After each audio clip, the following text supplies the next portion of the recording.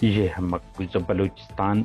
آج سوموار 14 جولائی سال 2025 ہے۔ بلوچستان ٹوڈے سے آج کے علاقائی خبروں کے ساتھ میں ہوں آپ کا میزبان الیاس بلوچ۔ کھولوا مقامی مسلح سرکاری جتھے کے ہاتھوں اغوا ہونے والا ایک شخص قتل، دوسرا نیم مردہ حالت میں بازیاب۔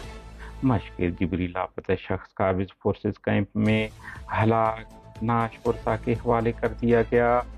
Panjgur all party civil society انجمن تاجران مذہبی رہنماؤں کی جانب سے پنجگور کے مخدوش امن کی صورتحال، شہریوں کو اغوا قتل کرنے، علاقے میں لوٹ مار، بارڈر بندش خلاف جامع مسجد میں قومی امن جرگہ منعقد کیا گیا جہاں ہر طبقہ فکر کے لوگوں نے شرکت کی۔ انہوں نے مطالبہ کیا کہ شہریوں کو جینے کا حق دیا جائے۔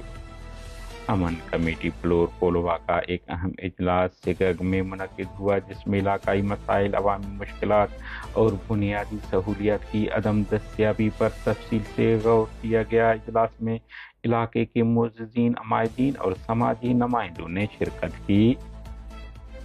کوئٹہ شہید ذیشان بلوچ کی یاد میں کینڈل واک جدوجہد کو خراج عقیدت۔